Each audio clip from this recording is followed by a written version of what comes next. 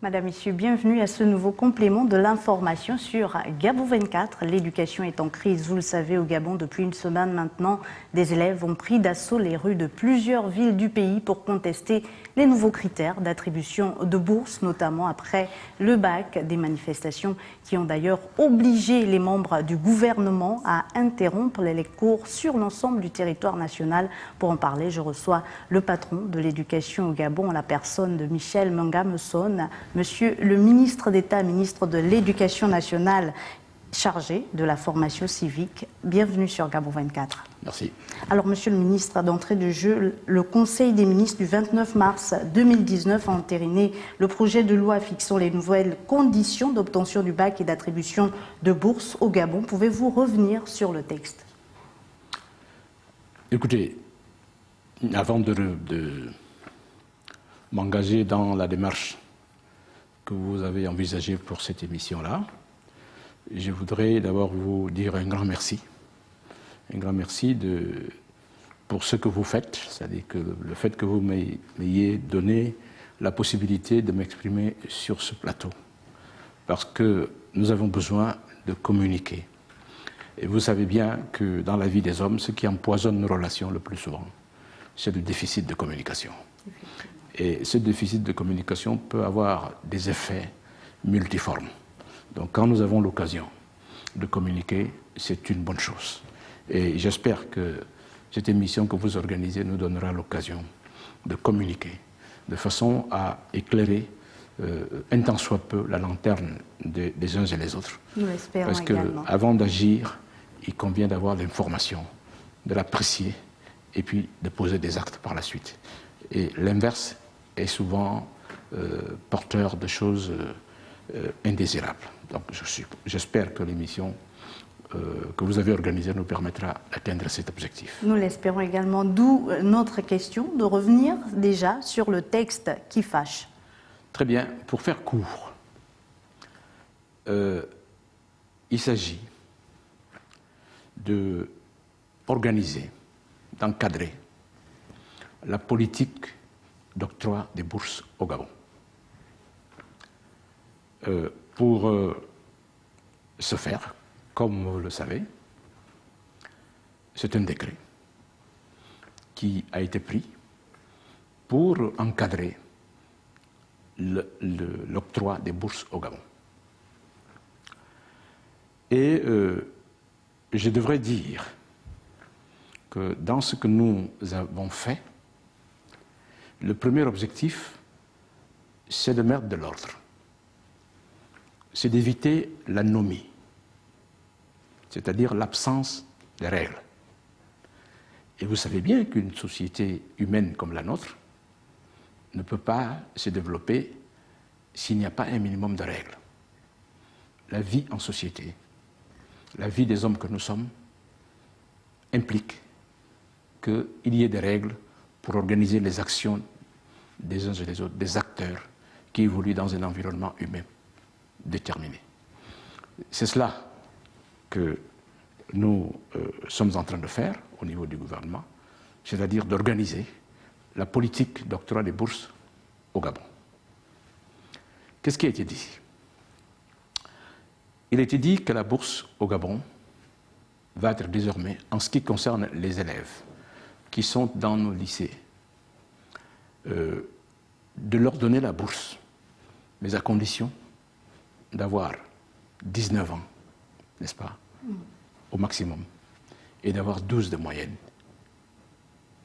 n'est-ce pas, au baccalauréat. Oui. Voilà ce qui est dit. Bien. Je voudrais dire que lorsqu'on prend une décision, on n'a pas l'ambition, n'est-ce pas, dans aucun pays du monde, de faire l'unanimité. Il n'y a pas de loi qui puisse prétendre, n'est-ce pas, avoir l'assentiment de la totalité de la société. Parce que c'est compliqué. Il y a plusieurs données, plusieurs éléments qu'il est impossible de saisir dans une loi. C'est pour cela que ceux qui ont initié ces choses-là, heureusement, ont pensé que quand on prend une décision de cette nature, une loi ou un décret, c'est la vie générale C'est-à-dire qu'il y a une moyenne dans la société dont on tient compte. Pour ce qui concerne le domaine de l'éducation, je voudrais rappeler à ceux qui m'écoutent que lorsqu'on organise un examen, comme nous allons organiser le baccalauréat, les épreuves qui sont prévues, qu'on demande aux enseignants qui sont dans l'action de confectionner, l'épreuve dans un examen est bâtie à partir du niveau moyen des élèves. Je dis bien à partir du niveau moyen des élèves. Si vous faites une épreuve qui n'a pour objectif que de viser les élèves excellents, vous allez faire des catastrophes. N'est-ce pas? C'est ça la logique. C'est-à-dire qu'on fait une épreuve pour que la majorité des élèves que vous avez eus dans l'année puissent se retrouver quand ils vont composer. Parce que si vous faites une épreuve qui ne tient pas compte du niveau de la majorité, vous allez faire des catastrophes. C'est-à-dire que ce décret tient compte en fait de la majorité. Voilà. Donc la logique qui sous-tend le décret, d'aucuns pensent que ça s'est passé comme ça. C'est-à-dire qu'on a pris un coup de tête comme ça, et puis on a décidé de le faire comme cela, en termes d'âge et de moyenne d'ailleurs. Je voudrais dire que le fait que depuis les États généraux, parce que la décision qui est prise aujourd'hui, le décret qui est pris aujourd'hui, est la conséquence de la tenue dans ce pays des États généraux de l'éducation et de la formation, qui ont eu lieu en 2010. Donc, c'est un processus qui a été engagé depuis cette période et qui a plusieurs séquences, comme tout processus. Il y a plusieurs séquences. Nous sommes donc au cours d'une séquence. Il y en a d'autres, n'est-ce pas? Il y a d'abord eu les États généraux. Ensuite, après les États généraux, il y a eu la loi d'orientation. Parce que les États généraux, ce sont des recommandations. Oui. Ça n'a pas force de loi. C'est des compatriotes qui ont des compétences requises en matière d'éducation de tous les horizons. Je dis bien de tous les horizons. Que ce soit des enseignants, des parents d'élèves, les administratifs, le gouvernement, les syndicats, ceux qui n'étaient malheureusement pas impliqués. Et c'est pour cela que l'attitude qui est la leur se comprend. Parce qu'ils n'étaient pas impliqués, n'est-ce pas, les enfants. Mais toutes les composantes de l'éducation y ont été associées. Et se sont prononcées, ont examiné la situation de notre système éducatif. Parce que tout le monde le sait, et je crois que c'est une lapalissade que de le dire, notre système éducatif est malade. Monsieur le ministre, la composante qui n'avait donc pas été associée alors en 2010 à ces états généraux de l'éducation a malheureusement été comme foudroyée par ce texte. Ce texte a provoqué finalement l'ire des apprenants. Ils sont sortis des salles de classe, on l'a vu, ils ont battu le bitume, j'y arrive. Des manifestations qui ont été suivies dans plusieurs villes du pays, je l'avais dit en amont. Monsieur le ministre, la décision d'interrompre les cours, est-ce qu'elle peut être traduite par le proverbe qui dit, entre autres, qui veut aller loin, ménage sa monture, ou simplement sur cet autre adage qui dit qu'il faut reculer pour mieux sauter? Écoutez, je ne sais pas comment vous... Je ne comprends pas très bien l'allusion. Bon, enfin, mais j'accepte ce que vous dites. Alors on aimerait comprendre, oui. Voilà. Écoutez, je vous ai bien dit que la composante qui n'a pas été associée, c'est les enfants qui sont dans les salles de classe. Peut-être que nous devrions à l'avenir tenir compte du fait que quand nous faisons des choses, nous devons impliquer ceux sur qui les décisions que nous allons prendre vont être appliquées. Effectivement.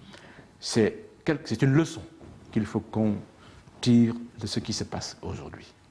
Et je crois que c'est pour cela que nous disons que nous comprenons les enfants. Nous les comprenons parce que la décision tombe comme ça.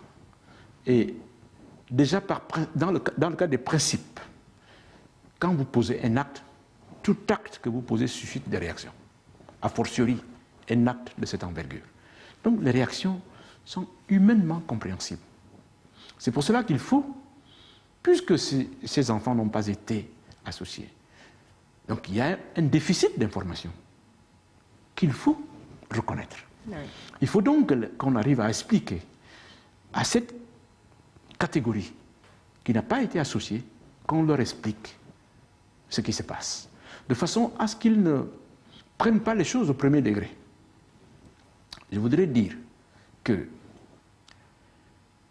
la décision qui a été prise là, elle n'a pas été prise, enfin le texte qui est voté, en termes de critères, ça n'a pas été fait comme ça, par un coup de tête, ou de façon, j'allais dire, comme d'aucuns tentent de le faire croire, c'est-à-dire de façon irresponsable, sans avoir pris en amont quelques précautions. Le penser, ce serait se tromper, pour parler simplement. Comment ça s'est passé et de quoi s'agit-il? Comme je vous ai parlé des épreuves, Oui. je parle aux enseignants, ils savent de quoi je parle. 2010, États généraux. Le décret est pris en 2011, d'orientation, la loi d'orientation. Mais tout ce qui est dit dans la loi, quand on fait la loi, ça veut dire qu'on passe à la phase d'application qu'on prépare, n'est-ce pas? Ça n'a pas été appliqué. Dieu merci. Parce que pendant cette période-là, on a observé ce qui se passe en matière de baccalauréat. Qu'est-ce qu'on observe? Et vous pourrez, si vous le souhaitez, et je souhaite que vous veniez avec nous, dans les établissements. On vous suivra, monsieur le Pour ministre. que vous veniez constater qu'est-ce qui se passe dans les établissements depuis 5-6 ans, si on ne prend que cette fourchette-là. D'accord. Vous allez constater, premièrement, que la majorité des enfants qui sont en terminale, aujourd'hui, ont entre 17 et 20 ans. Je dis bien la majorité des élèves qui sont en terminale, aujourd'hui. 17 et 20 ans. Ça veut dire que, en disant cela, je ne dis pas qu'il n'y a pas d'élèves qui ont plus de 20 Plus de ans. 20 ans. Mais la majorité. Mais la majorité a entre 17 et 20 ans. C'est ça la majorité. Donc ceux qui se présentent au baccalauréat aujourd'hui, et ça depuis plusieurs années, se situent dans cette tranche d'âge-là, d'abord. D'accord. Premier élément. Deuxième élément, quand on regarde les résultats que nous avons, n'est-ce pas, au baccalauréat, pour savoir depuis, dans cette tranche-là, on s'aperçoit que ceux qui ont le bac, n'est-ce pas, se situent dans cette tranche d'âge-là, entre 17 et 20 ans. Le maximum d'élèves qui réussissent au bac se situe dans cette tranche d'âge-là. Par conséquent, puisque la bourse est une aide sociale, la population qui est prioritaire, selon le gouvernement, c'est cette tranche d'âge-là. Parce que si on prend une décision et qu'on ne tienne pas compte de ça, ça veut dire qu'on fait faux, n'est-ce pas? Imaginez qu'on ait pris la décision de ne prendre que les enfants qui ont 21 ans, alors qu'on se rend compte qu'au baccalauréat, depuis plusieurs années, ceux qui ont le bac, ce n'est pas cette tranche d'âge-là. Il y en a, mais ils sont, en termes de pourcentage, moins importants que ceux qui sont en dessous. Donc, on fait de l'injustice. On est d'accord? Donc, la logique qui sous-tend la décision, la proposition, c'est celle-là. C'est-à-dire, quelle est la tranche d'âge qui est majoritaire en termes de réussite au baccalauréat? C'est celle-là. Alors, monsieur le ministre, pour évoluer dans nos propos, il y a eu cette crise, sinon il y a cette crise, vous avez interrompu les cours. Est-ce que finalement la suspension de ces cours va-t-elle régler le problème? Ben, écoutez, nous estimons que, comme vous venez de le dire, on dit gouverner, c'est prévoir. Les enfants que nous avons à l'école, nous les tenons dans leurs établissements. N'est-ce pas? Oui. C'est là-bas qu'ils font cours. Quand ils sont dans la rue, ils ne dépendent pas de nous, ils sont citoyens. N'est-ce pas? Or, nous avons constaté que depuis 2-3 jours, les élèves sont dans la rue. Ils ne sont pas dans les salles de classe. Donc, il y a des risques énormes. N'est-ce pas? Les parents pensent que les élèves sont en classe, leurs enfants sont en classe. Nous pensons que les enfants ne sont pas venus à l'école, alors qu'ils sont dans les rues. Il y a une question de responsabilité, n'est-ce pas, qui se pose. Donc nous avons pris la responsabilité de ne pas exposer nos enfants. Parce qu'ils sont dans la rue. La rue n'appartient pas qu'aux élèves. La rue n'appartient pas qu'aux enfants. La rue appartient à tous les citoyens et à toutes les citoyennes qui sont dans la rue. Donc, nous nous sommes rendus compte qu'il fallait que nous prenions les devants pour éviter des dérapages. Parce que la rue, il y a beaucoup de dangers, n'est-ce pas? C'est la raison pour laquelle nous avons décidé de suspendre les cours pour prendre la précaution d'expliquer aux uns et aux autres la logique qui sous-tend ce qui a été fait. Est-ce que nous pensons que ça va nous permettre de régler le problème? Voilà. Mais nous pensons que quand il y a un problème, il faut créer un espace qui permette d'échanger. Vous parlez d'échanger et vous avez promis rencontrer les responsables syndicaux et les responsables des associations de parents d'élèves. Est-ce que cela a été fait? Et qu'est-ce qui ressort de vos différentes rencontres? C'est hier soir que nous avons dit cela. Bon, nous sommes aujourd'hui, hier c'était jeudi. Ce soir, nous sommes partis de la télévision aux confrères de Télé Gabon là-bas, je crois que ça s'appelle comme ça, oui. À 23h. D'accord. Donc nous sommes aujourd'hui samedi et nous sommes ici. Donc nous prenons le temps d'informer les uns et les autres parce que ça ne va pas se faire. Pour le faire, vous vous rendez compte, il faut qu'on s'organise. Bien sûr. Nous ne pouvons pas, dès qu'on l'a dit, ça c'est l'idée. Maintenant, il faut la matérialiser. Pour la matérialiser, nous avons un certain nombre de précautions à prendre. Nous avons un certain nombre de choses à faire entre nous, de façon à ce que l'activité que nous allons engager dans ce domaine-là puisse permettre aux uns et aux autres de se faire comprendre. En plus ou en moins, ça dépend. Mais nous allons mettre les bouchées doubles pour qu'on se comprenne et pour que les uns et les autres sachent de quoi il s'agit. Parce que vous savez que lorsqu'il y a le flou entretenu, l'être humain, par définition, lorsqu'il est dans le flou, il comble le flou à sa manière.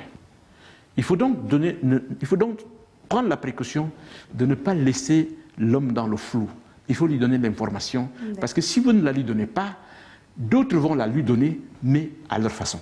Donc, communication, vous prenez la communication, le dialogue avec les partenaires sociaux. Il y a eu le conseil interministériel ce 11 avril de l'année en cours. En tout cas, la question de cette crise a également fait l'objet, a concentré les attentions. Est-ce qu'il y a eu des mécanismes concrets qui sortent de ce conseil interministériel pour commencer à espérer sortir de cette crise? Écoutez, moi je ne veux pas trahir le secret parce que je n'en ai pas la compétence.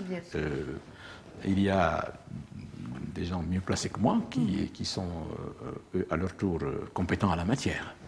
Donc vous comprendrez que je ne puisse pas ici parler de ce qui s'est dit là-bas, mais je voudrais simplement dire que je ne pense pas que ça soit trahir un secret, puisque ça fait partie du processus qui a été engagé. Donc je suis persuadé que le Premier ministre comprendra que j'en parle ici. Bien sûr.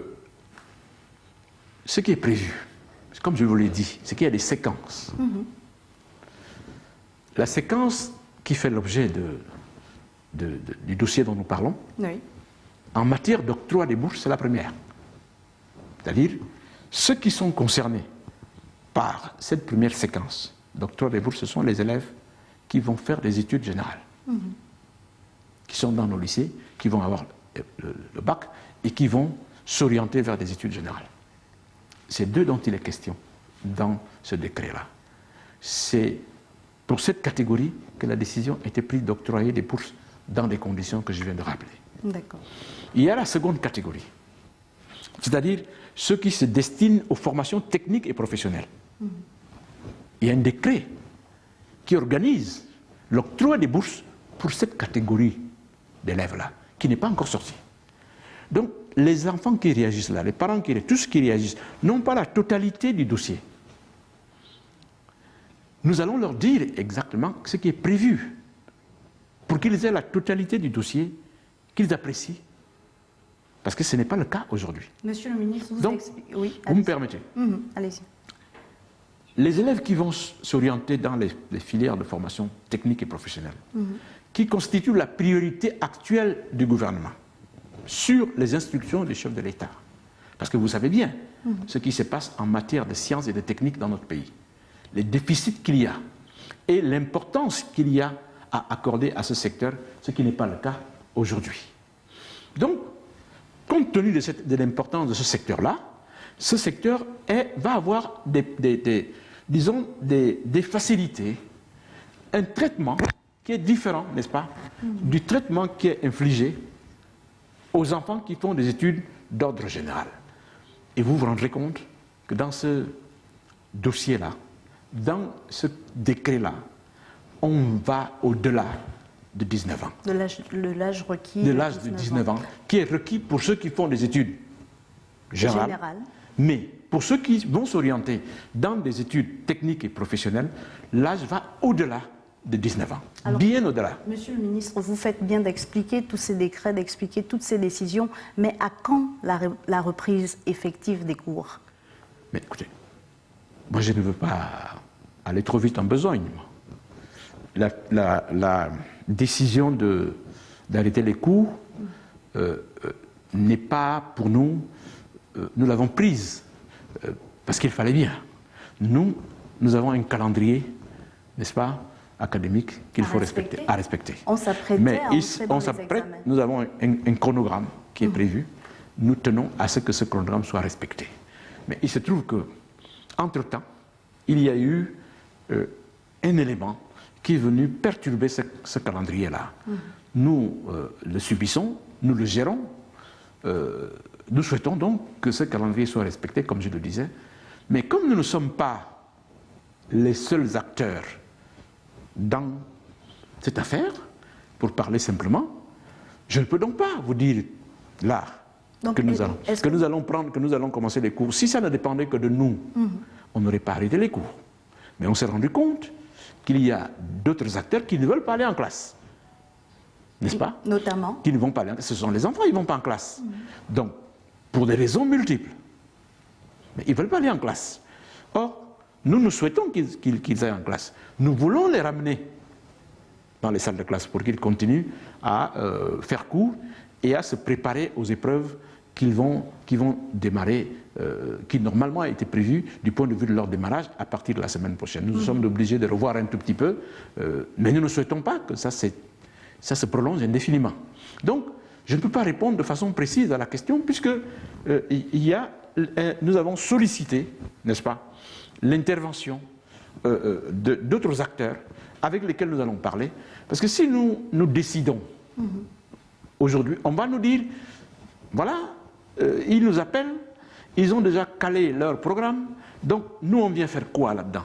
Donc nous allons examiner toutes ces choses-là pour qu'ensemble, et je suis convaincu que aussi bien les parents d'élèves, les syndicats, que nous sommes conscients de l'avenir de nos enfants et que nous allons faire œuvre utile à l'occasion disons, des échanges que nous allons avoir, l'essentiel étant que, je dis bien étant que, parce que d'aucuns l'oublient, ce sont les enfants qui sont concernés.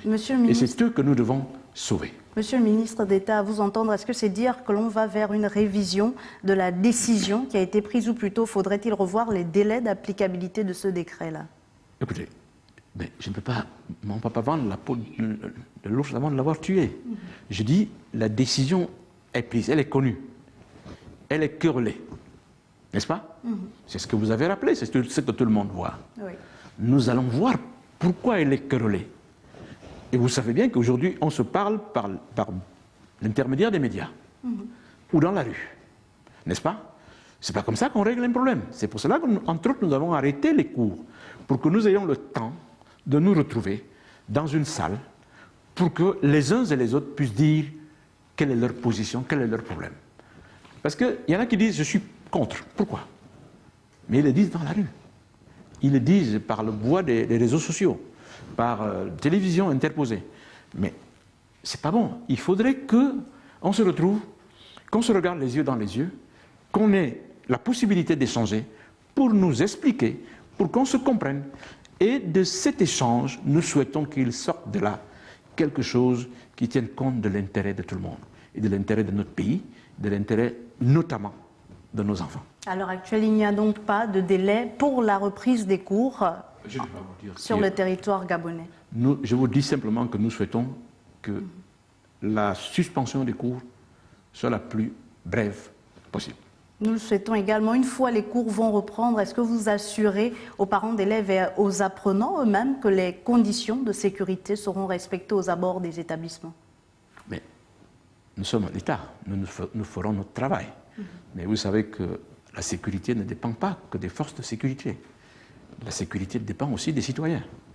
Donc, l'exercice auquel nous allons nous livrer va avoir à régler tous ces problèmes-là. C'est-à-dire que tout ce qui sortira de nos échanges va engager toutes les parties, n'est-ce pas, impliquées, pour que nous puissions ensemble suivre, n'est-ce pas, l'exécution, l'application, la conduite, l'effectivité de ce que nous aurons décidé ensemble. Nous pensons que c'est des conditions suffisantes pour que nous n'ayons aucune inquiétude. C'est ce que nous postulons qu'à l'issue de cet échange-là, nous allons pouvoir nous comprendre, nous allons pouvoir aller dans la direction de quelque chose qui puisse convenir. Mais je dois dire qu'il faut que nous soyons bien convaincus d'une chose, bien sûrs d'une chose, c'est qu'on ne peut pas ne pas normer. Parce que si on ne prend pas une norme, on est dans l'anomie. L'anomie, ce n'est pas bon, ce n'est accepté nulle part. Ce que nous allons faire, c'est de trouver quelle est la norme qu'il faut, mais il faut bien que nous soyons convaincus qu'il y aura une norme. Et qu'on sache aussi que lorsqu'on norme, ça veut dire qu'on exclut une catégorie. Parce qu'on ne peut pas imaginer que la norme, je l'ai dit au départ, puisse être acceptée par tout le monde. Il faut bien que nous en soyons conscients. Bien sûr. Je ne sais pas, je ne peux pas dire a priori ce qui va sortir de nos échanges. Mais je dis, il faut que nous soyons convaincus que lorsque nous allons échanger, c'est pour voir quelle est la norme que nous mettons. Et qui convient. Et qui convient. Mais la norme, il y en aura. Et que nous soyons convaincus que qui dit norme, n'est-ce pas, ça veut dire choix. Merci. Et tout choix suppose un non-choix. Merci à vous, Monsieur le ministre d'État, ministre de l'Éducation nationale chargé de la formation civique, Michel Mengame-Sone, d'avoir accepté notre invitation. Merci beaucoup. C'est à moi, c'est moi qui vous dis merci. Alors l'heure, nous l'avons compris, est à la communication, au dialogue avec tous les partenaires et acteurs de l'éducation nationale au Gabon. Merci à vous, chers téléspectateurs, d'avoir été des nôtres. Je vous dis à très vite sur Gabon 24.